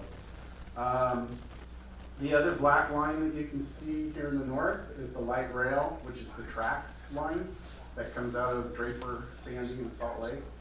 Along State Street, down in the Vineyard area, UVU's here, converting UVX into a light rail system. It works all the way down to the Spanish Fork area. by 2050. And so one of the benefits of living in a very linear, narrow valley is transit works really well if you have the right kind of service and frequencies and so forth. The rest of the lines are just, the blues are heavier transit use. So again, going down to Payson, we do show that by the time you get to Payson, you're not having as much use. Those redder, pinker lines, those are more like a bus type service. And here's what we ended up coming up with. The map on the left, when we zoom in, is what we show could work in each phase. Transit's a different animal. We don't have enough money for everything we show will work. And so the commuter rail line to Provo is here. What this line is showing in blue is that in phase 2 they want to electrify the current commuter rail line and double track it. One of its biggest problems is it only has one track in most locations, and so they have to stop a lot, wait for the other train. Not very ideal, and it makes it so we can go only 30-minute headways, and so this would go to 15-minute headways. We do show the commuter rail line coming down to Payson in phase 1, so the next, by 2030. And we show that we think we can fund that. Now that's with proposed sales tax increases based off of what we've done in the past. So we're not going too hog wild, but we also show this dashed red line from the Payson area is what's called a core bus route. So it's 15-minute service, but it is a bus. That's better than the hour service we get now. So, and it's more direct by getting to Spanish Fork and then going straight up to Provo instead of going through Springville. The other South County project I'll show you is this green line. That to Spanish Fork is light rail in 2040 to 2050 time frame. And then coming down to Payson, we propose a bus rapid transit similar to the UDX, but that would be in 2040, 2050. So it's out there a ways. We show that light rail works from the point of the mountain, this is the dash line, all the way down into the American Fork area in the first 10 years of the plan, and then we continue it down through Provo-Orem in the second 10 years. That's what works. The map on the right is what we think we can afford. And so again, the light rail, we have to put it in phase 3 down to American Fork, and we can't afford any of it coming down to Provo and Orem and Spanish Fork. So it's going to take something above and beyond our normal way of funding transit. Getting people to a point to where they want to, I don't know, do a referendum like Phoenix just did, where they passed a whole penny to do a big, massive regional system. So, and then this is showing State Street and Orem as a bus rapid transit also. So, sorry, that's a lot of projects there, but this is my last slide. So, I'm sorry it took so long. Do you have any questions or any additional things beside that one change? Well, I think that was a major concern. I didn't notice it until Brian called it to my attention at the last MAG meeting that we went to, but I think that's would be wonderful, and we're just really ecstatic about being involved in this. Well, thank you. Thank you for your staff is awesome. They do work with us a lot, and we're excited you're doing a master transportation plan and a general plan too. So. And we have worked on doing a grid system for Payson. Yeah, so. I love that too. Yeah, I do have one question on Front Runner. You got in the next phase, which has moved up a phase. It used to be in 30, so now we're in well, it used to be 40, but now it's in the 30 phase. Right. So what do you envision is starting that in 2 years, 5 years, 10 years? Because it is, we're up to 12 years in the plan, but towards the beginning or end, or? So the county commission just passed a 1/4% sales tax like 3 weeks ago, I think, to go toward, basically the cities will benefit from that, and then there was money put toward UTA, but it's going to be used to pay off the BRT and Provo norm. Okay, so until there's another sales tax increase, we're predicting it might be in the 2024 period. That would be so whenever that happens, then we can start looking at building those. But it's going to take an education campaign and so forth. It's not saying you want to do right after you just pass the tax increase. So Understand that and would agree with it, but we just want to make sure we can get ahead of the curve, so to speak, Right. and be ready for it. Right, I think whatever we do, we'll probably have to market. It's gonna be hard to get a vote of the people to just do three-rail Payson. You gotta do something else in the county at the same time, Yeah.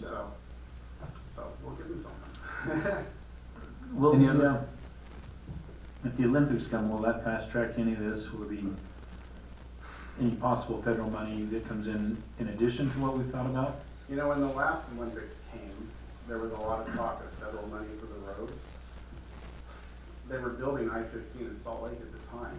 In the end, they didn't get additional money for it. They did get some for transit projects, so that could be. If Payson were trying to get a venue, I think that would help a lot, right? So beautify the yards and. We have a chairman. Yeah, we have a chairman. Put it in oval.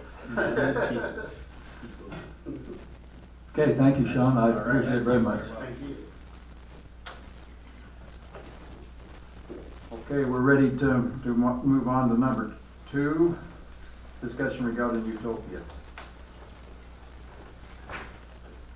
Are you gonna come up? Yeah, we'll Thank have you. Roger come up. He's been working with us. We've been trying to go over some different options to see how we could get the rest of the city fired up with Utopia. And so I think Roger has a proposal for us. Yeah, so I've been in a lot of the meetings, and I'm very excited about the possibilities of letting our residents be exposed to the fiber world. Well, I figured I'd give you a little bit of context, so let me give you a little bit of an update on Utopia, and then talk about what that means for Payson. What's up here? So things have been going really well lately. Utopia's had some difficult days, and it's had some good days. Things have been, there's a pretty dramatic turnaround about 5 years ago, where we were able to do some new projects under UIA, which is kind of a new entity that was a financing arm of Utopia Fiber. And Payson is a member of that. When it came time to bond for it, though, Payson voted against it. So you're not a financial member of UIA, but you're a participating member, if that makes sense. With UIA, we were able to finance growth of the system. Let me show you what it's been able to do. This chart here represents UIA's revenue and bond obligations. So it got started building new projects in 2011, July. And there was a period of time when it had debt service and operating expenses, but no revenues. And it took about a year for the revenues to grow and exceed that cost. So if you remember back, there were some operating expenses that were assessed out to cities, and that's an issue that needs to be resolved. And if you read the email that went out, that's what we're talking about. It's an expense that was incurred that needed to be covered. The laws were changed a little bit, targeting Utopia so that we couldn't use bond proceeds to cover operating expenses. And we got past that point. We don't need that money anymore for operating expenses because everything since then has been profitable. So each one of those little jumps in the red line there represents additional debt service. We got to pay more money, but that's because we took out a new bond. So UIA has been able to repeatedly do additional bonds, build out networks, and for all of those, we were already covering the debt service for those bonds before we even took it down, right? So UIA has been very healthy. It's had a really strong revenue to debt coverage ratio, and these last bonds on the tail end, we were able to do without any city backstop. So the participating communities of UIA, in the past, we have to go back and say, you got to pledge something. There's some revenue source that we need to make this happen. We did not need that for this last round of bonds, although Layton said, this isn't fast enough for us. We'd like to get our whole city built out rather than these incremental bonds. So the green line, you see kind of at the very end of that, is when Layton City said, we're going to jump ahead, and we are going to provide a financial backstop, and we did a $23 million bond just to finish out the build out of Layton. And it's ahead of schedule, and it'll be done probably in a year. That's right. Our guy that's over in here and there over there. So anyways, we're going like crazy, like gangbusters, building that city out, as well as projects in West Valley City, Murray, we've done, what else? Midvale is recently done, and we've got projects in Orem, and we're building out Woodland Hills, which isn't even a member of Utopia or UIA, and that'll be done, Woodland Hills will be done in March.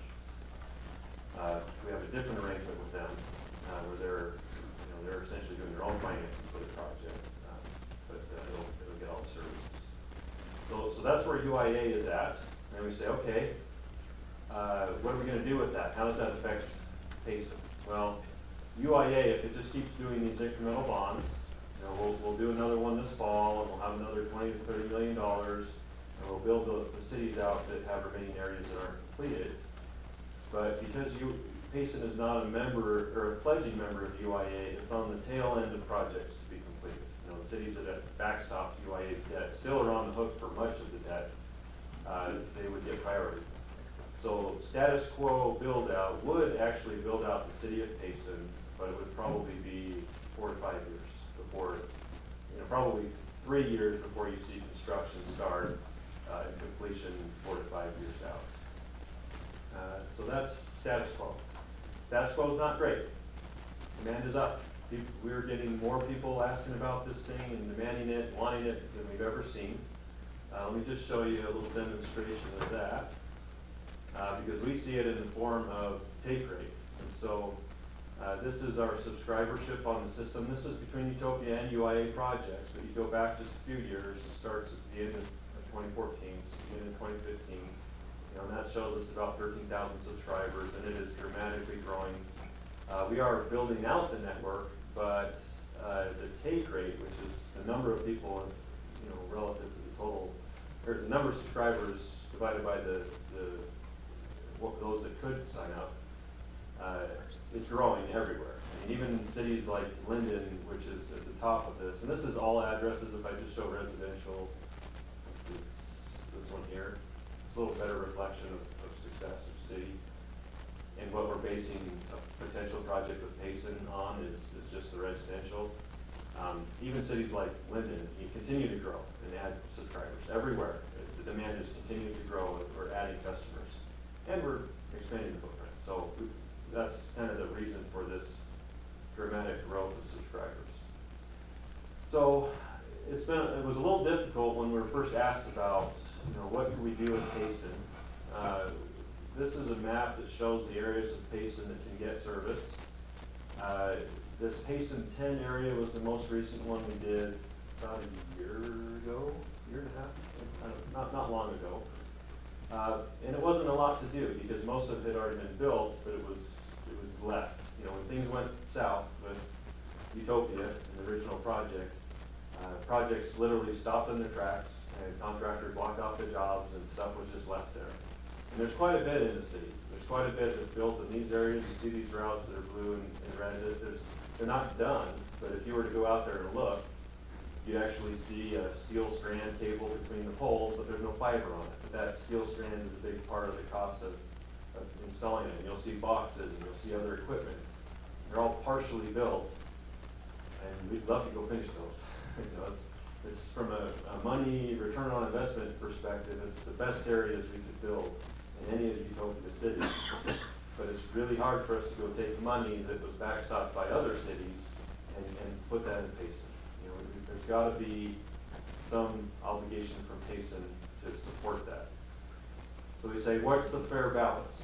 We have cities that aren't even members. Woodland Hills isn't a member, so they're totally on the hook for their project. We have Morgan City that just signed a contract with us. We'll go building that city out this summer. And they're financing, backstopping their city project. And we say, well, you're a member, we like you. You're in a better position than a non-member city, but you're not in the same position as a city that's backstopped UIA and made all the OpEx payments. So we had a discussion with our executive committee that representatives from different cities, said, what's the fair line to strike? And we said, well, we would be willing to do a project at Payson to build this thing out on an expedited schedule. It could be built out relatively quickly, probably a year to year and a half project. Most of it's aerial, that part goes really fast, and the underground stuff takes very doable. Another question is, do we have the build capacity? We do. We have, we're putting out 1,000 to 2,000 homes of construction every month. And so to do another couple thousand, can't remember exactly what the number is in Payson, 3,000 we have left to do. I don't have that number. I deal with a lot of different cities. So we could, if we were doing a few hundred homes worth, we could get through the city in a year and a half pretty easily. They said, well, what are the terms we do? He said, well, we never have gotten whole with the outstanding OpEx payments that were assessed to the city. And it would be fair to the other cities if Payson were to pay into that debt that was accrued at a time when we were losing money and needed a bridge until then. So that was one thing they said, we're not going to consider this until that was paid. Now the interesting thing about that is it's a loan. We don't need that money, and the intention is to pay that money back before any other debt is paid through Utopia or UIA. Well, we're starting to make those payments back because UIA is profitable. It's not a lot, and the equivalent, the amount that would have been paid out last year's fiscal year budget would have been 10,000 of that, and then this year we budgeted for 20,000. We're expecting to continue to grow that each year, and I can't say how many years it would be before we actually it's growing, but we have to get that approved every year by the board. From a money capacity to be able to pay it, we could pay a lot more than that if we wanted to, but we're not built out yet. So most of the upside coming out of UIA, all it's doing is backstopping new bonds to build the thing out. But if we do these projects, that actually comes up with a different funding source, which moves the date up for when we're done, and you get a bigger payment back. So it would be a loan of just under $200,000. That would put you in good standing with UIA. At that point, we would be able to do an agreement similar to what we did with Layton. We said we will finance this project. UIA will. It would not be city debt. Let me pull up this is the email that I think was forwarded to you in your packet. So you should have it on here. So UIA would do a bond, and UIA would carry the debt, be $3.275 million, and that would include the main line and the installations. It's likely to be less than that, but that's a very conservative number. If we do the numbers on that, that comes out to approximately a debt service about $18,000. It's over here. So I mean, it's not exactly that. I mean, we pay it semi-annually, not monthly, but the way it makes sense to calculate that out on a monthly basis. So essentially, we'd say the city needs to provide a backstop of $18,000 a month. You're not actually going to pay that. For every customer we get, $30 of their bill pays that $18,000. You say, well, how many customers does it take to pay the $18,000? 600. So essentially, the city would be on the hook if we were below 600 customers, new customers. That equates to approximately a 30% take rate in the rest of the city. So what's our likelihood? What's the risk here? Oh, by the way, there's 2 years capitalized interest, so we have time. We build it in a couple of years, you'll get those subscribers. We can look at past performance and say, here's, this is what we've done in the past. This is total, sorry. This is Payson. So we have about a 33% take rate right now. We did artificially push that down when we launched a new area. We opened a new area and it has 0% take rate. So that Payson 10 area pushed that number down, but has since recovered back to 30% and exceeded it. So we believe it'd be very easy to get 30%. And then the essential guarantee that we would be way past 30% is that not only would we count the new customers in the new areas, we would count any customer in any area of Payson. So as we continue to add customers in the current areas, take those from 30% to 40%, you're going to end up with 150, 200 or so new customers in those areas. All you really need is about 400 customers in the new areas, which would be more like getting a 20% take rate or less. So it's a really low bar. It's a very low risk, but it would be a contract. It would be the same structure, essentially is what we've done with Layton City. Layton City, it just basically says we would identify a source of revenue, and we wouldn't expect to pay anything out of there, but only in the event that we had fewer than 600 customers in this new program, would that ever be called on? And if it were called on, it would be in the form of a loan and be the first thing paid back when we did exceed that, the revenue needed to cover it.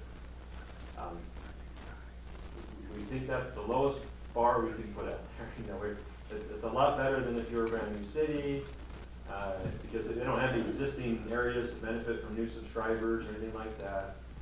UIA is funding any installations up above and beyond that break-even point. There's no future ask, we're coming back saying, okay, we got 30%, but now we need another, $1 million or something to fund new connections. All of the future growth is all financed and funded by UIA. So it's just this line of roughly, as we go through financial advisors and model everything out, it'll come in around $18,000 a month.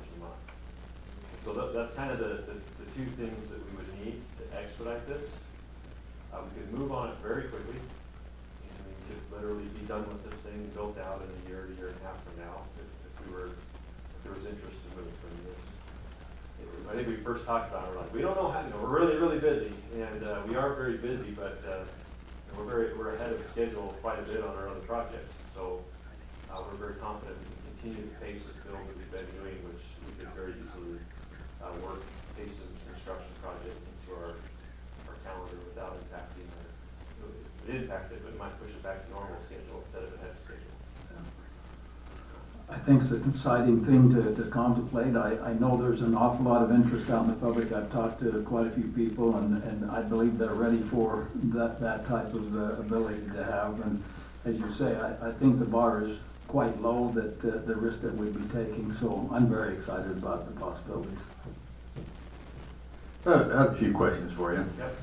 One is, the part that hasn't been done in Payson is the older part of town. Do you think there'll be a different take rate than the newer part of town? Yes, but I think the blend would still exceed 30%. Meaning we have some new area to build still, and we have old area to be built, and we have a lot of existing area, and the blend of all of that would easily get to 600 customers. To go along with that, when would you start counting the new customers in the area that's already been done? Would it be the days of bonds done, or the day we sign an agreement, or when would that day start? So we do it the same structure. I mean, we said we want to model this as similarly to Layton or the Morgan agreement or all these other ones we've done, which are basically the timer starts on the date of the contract being executed. The financing hits a few, like 2 to 3 months after that. We have to go through all this bond rating and all other stuff. As soon as we have ink on paper, we know that project's going to move forward, and we start construction. And so even though the new areas will not have new signups until they're built, any existing areas, we immediately start counting those customers and accruing the revenues from those customers towards your obligation, which doesn't even start for 2 years. So what's happened in Layton and what would happen here too is we accumulate kind of a bank. So when the day comes, the first debt obligations, that $18,000 doesn't hit until 2 years after the financing, which would be 2 years and a couple of months after the execution date of the contract. We've probably accrued, $100,000, $200,000 of money into that account, and that's a buffer that you have as we roll into the obligation. And probably kind of the last thing I have is, kind of the key to this is marketing. I mean, we get the infrastructure in there, it's marketing, and if the customer's there, our obligation is basically paid for. But will you have a marketing plan that you can give us, so instead of just building it and then saying, you guys make sure it gets marketed, what are you guys gonna do to market it to make sure we get those customers? I know it's in your beneficial interest too, but probably more in our beneficial interest than it would be in yours, because we're just a small piece of that. So I'd like to see what the marketing plan is gonna be after this is built out. So I mean, we have a good example of Layton. I mean, we do quite a bit more. I mean, we bump up our budget and include that in these projects for marketing, for projects. And so we do a lot of online marketing. People get harassed continuously through advertising, through Facebook and Pandora and all these online things. We do flyers that will hit greater frequency than they normally would. We do events, and so we'll have events in the parks. We prefer to do these in the summer. We don't like to come out in winter, but in the summer, we bring out a trailer, we host events. It's like, come out, test drive this thing. Please, we have little freebies and stuff. We got one of our providers that has a big hot air balloon, and they like to fly that thing around. And so we'll do these events to get attention for it. I think what else we do. We have done some billboards if they're available in the right place. We just kind of look at all these different avenues we have for marketing. But it's very different than what we had with Utopia 1.0. I mean, Utopia 1.0 didn't go so well, and a big part of that is there was zero marketing effort from Utopia. We basically sat back and expected our service providers to go and sell it effectively, and they did not. Nowadays, almost all of the new sales come in as a result of our marketing. The service providers do very little to bring customers, and now people come to Utopia Fiber and say, I want Utopia Fiber, and the choice of service provider is basically the flavor of Utopia Fiber that they want to select, rather than coming to us for service from a provider and we're just the fiber connection. So we've kind of spun the whole emphasis of this around to the Utopia Fiber is the service that people want, and the service provider is the flavor of that, and that's enabled us to lead with the marketing, and it's resulted in significantly higher take rates and sales numbers. Yeah, I can see this working, but is there a way to put together a marketing plan for Payson and a budget so we can, this is what we're gonna do? Yeah, we come into this and say it's part of this plan. We're not asking you to fund outside of this.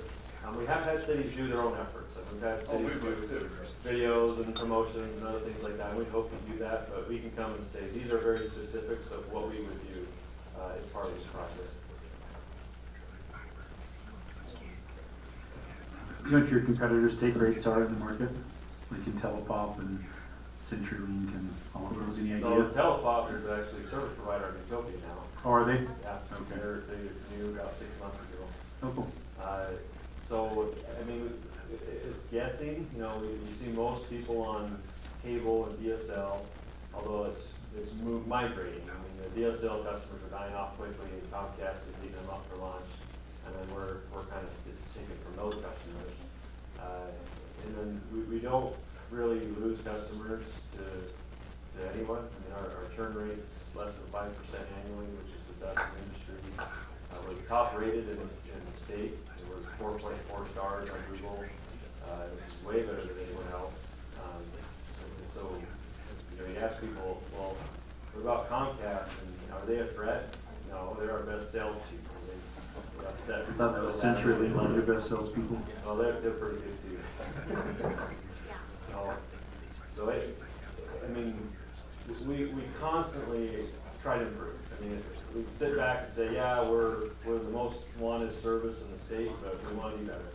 Constantly, we want that other 60%, right? We're at 40% take rate. We still want the other 40%, or 60%.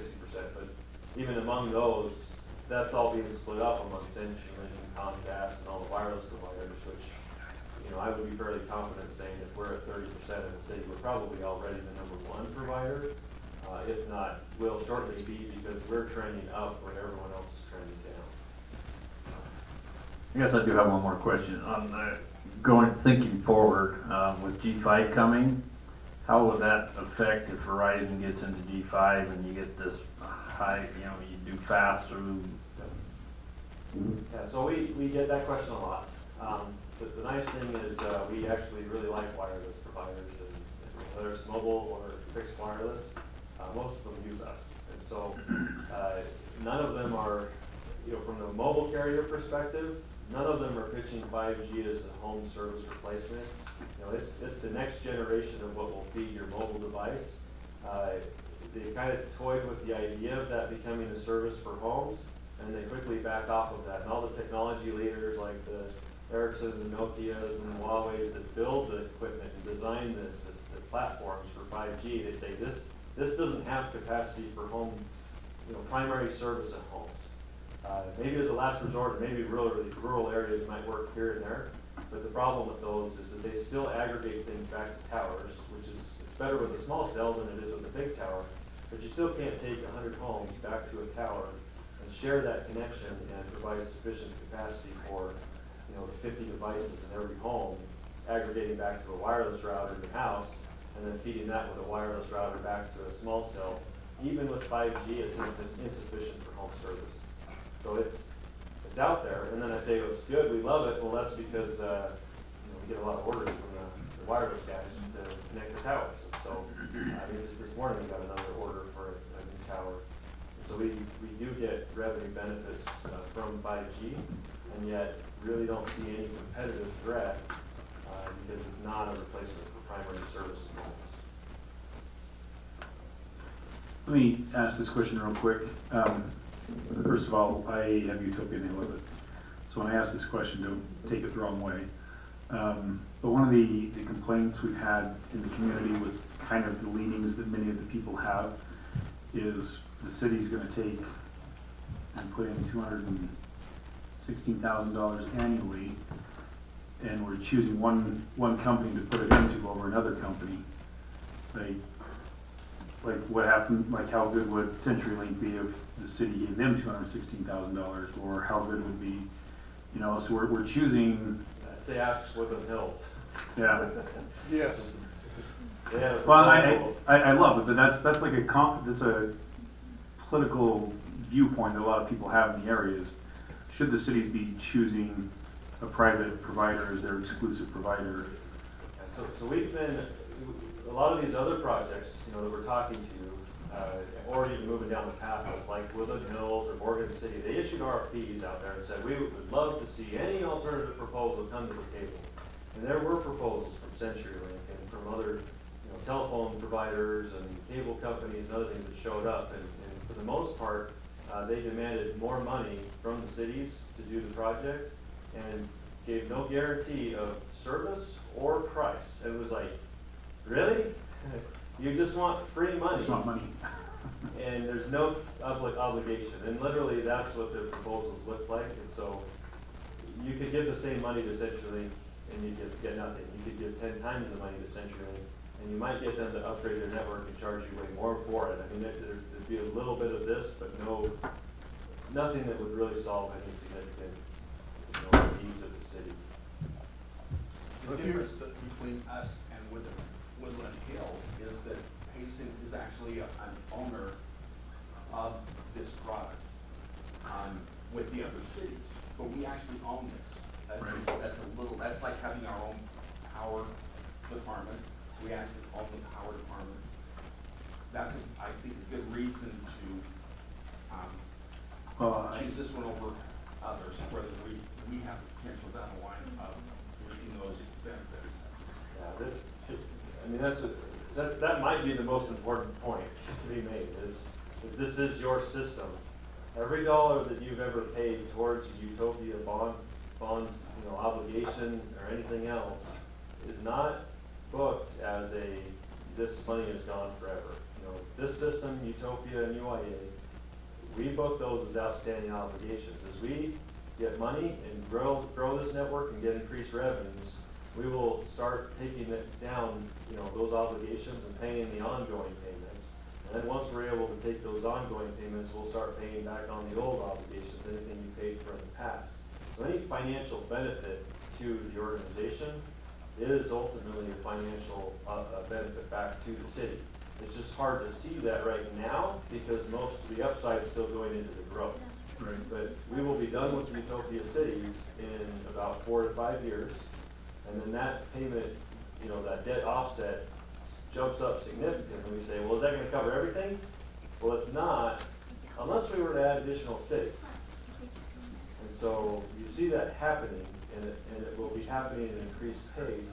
And it's very likely that we'll have a path to paying not only just the ongoing debt obligations, but actually pay the city back all that has been paid in the past. We certainly love, you know, another 216,000. Sure. Well, I think the argument is whether private or cities should be competing against private entities, but we are part owners.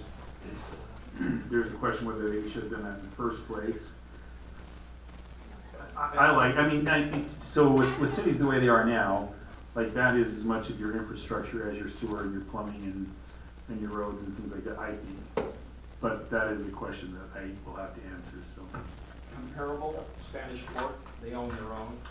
Right, but then the state made laws that we can't own our own. But that's, I understand.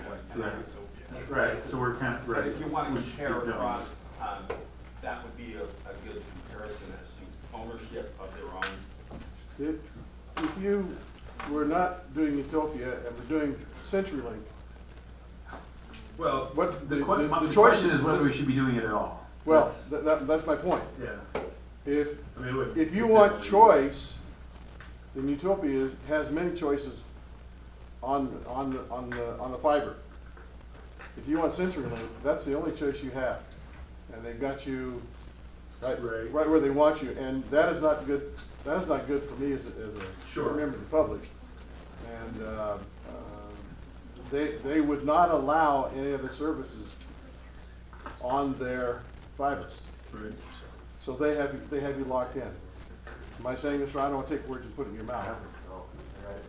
But there, I mean, we hear every political position on this out there, right? And we get complaints from the Taxpayers Association all the time about, well, this is, government shouldn't be doing business. And we're like, well, this isn't, right? We, you know, for every one company that says this is government competition to what we do, there's 10 companies that would come in and say, this is the only way we can be successful as a private company. And we bring in those companies and say X-Mission and Veracity and more keep coming on. You know, we've just got Centricom now on as a service provider in the last couple of weeks. But we have about 30 service providers, 11 on the residential side, who would say, we use Utopia Fiber. This is the way that we get there, because the only other option are these monopoly companies. So this is not a private sector competitor. This is a private sector enabler. And this is government provided infrastructure that enables local economic development from our local providers, rather than a couple of big companies out of Philadelphia and Louisiana that take any money they make and send it out of state. Yeah. That's a good argument. It's a facilitator. So I'd just like to see that if we do move forward, as you come in and, big sign on the side of your vans that says Utopia coming to you soon, because, there's a box in front of my house and I can't get Utopia, and it's so frustrating to me, and so to know when there's finally juice in that box would be nice to know. Yeah, now there'll be, as part of the construction process, is every house gets a door hanger put on there saying, fiber's coming to your neighborhood, and here's, construction contractor, if there's any issues for cleanup, whatever, you'll be able to sign up soon. You can go to this website to do a pre-sign up, which is, either givingUtopiaFiber.com or bringingUtopiaFiber, I can't remember. But you can do a pre-sign up to go on there, and it's on all these flyers, all the trucks as they're out there, they put these little pedestal things out in the street with a sign on it that says, hey, Utopia Fiber's coming, they're working on it. So you haven't seen much of that because Utopia 1.0 did very little of that. But the current version, what I call it Utopia 2.0, or UIA, we do a lot of that. It'll be obvious that we're there and it's becoming available. And anyone who's ever expressed interest with us through our website or from a phone call or from an email, the day that goes live, our customer service people start calling them and emailing them and reaching out and saying, hey, let's get you scheduled for installation. Once you're on our list, we don't really leave you alone unless you tell us to. Well, choice is always good, and that's what I think is one of the attractive parts. Is choice is good, and we're not limited in what we can do. So, any other questions? You have the greatest advertising tool in your computer, and that's us existing customers. And I know at one time you may still be doing something like this, a referral, which would benefit both the new customer and the old customer. Are you still doing anything like that? We do. So we do a referral promotion, and so you get I think it's a $25 gift card for each person you refer. When you get installed, you get a welcome packet, and there's a little blanket in there, and there's some red vines and popcorn and stuff like that, you know, to enjoy your new video streaming and stuff like that. But there's also a referral code in there that every customer can use, and if someone signs up and uses that referral code, then the person who referred them gets a gift card. And so we do have that available, and any existing customer, you know, they don't have this thing that just showed up with a referral code, but they can call us and get a referral code that they can use to help them maybe get on. But you're right, you're absolutely right. That to me is a big, It's huge. big red, good red flag waiver. Okay, unless there's other comments, Roger, thank you for coming down. I appreciate it very, very much. Thanks for having us. Okay, I think we're at the end of our time here. I'll entertain a motion for adjournment. So moved. I'll second. Okay, Aye. all in favor? Aye. Thank you.